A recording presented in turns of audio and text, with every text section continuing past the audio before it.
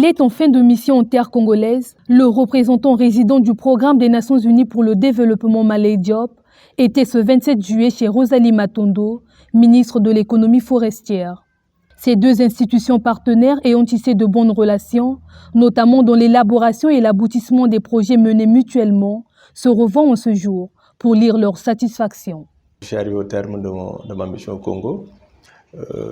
Son département a été un partenaire de clé du PNUD dans son mandat, dans le cadre de son mandat.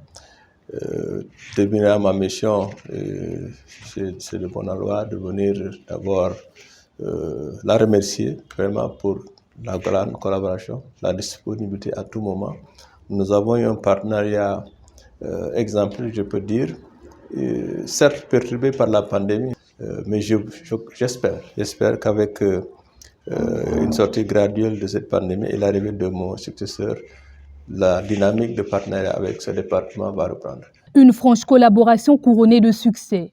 La preuve, cet échantillon de jeunes, fruit de la concrétisation d'un projet qui prend son ancrage dans l'industrie forestière. Le fonctionnaire onusien est d'autant plus marqué par cette coopération productive. J'étais venu donc lui dire merci et aussi rencontrer ces jeunes à qui nous avons, à travers son département, apporté un soutien et qui sont devenus maintenant des acteurs de développement dans la localité. Ils l'ont même dit, à travers des activités basées sur l'industrie forestière, et je pense que c'est des initiatives de cette nature qu'il va falloir multiplier pour les avoir à grande échelle et contribuer à améliorer les conditions de vie de ces populations. Département clé dans ce partenariat avec le PNUD, le ministère de l'économie forestière s'est vu être privilégié dans le choix d'accompagnement par cette entité. Nous sommes considérés comme des privilégiés de la coopération entre le PNUD et le Congo, tout simplement parce que notre département était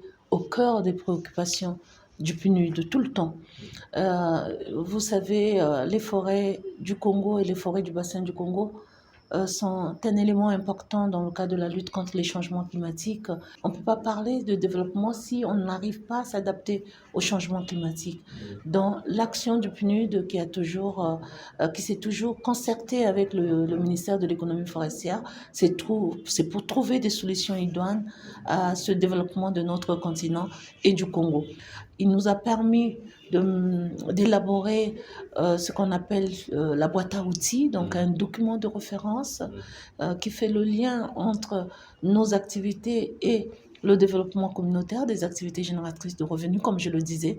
Donc, c'est pour vous dire la richesse de ce partenariat, la richesse de cette collaboration, qui souvent dépend aussi de ceux qui sont là.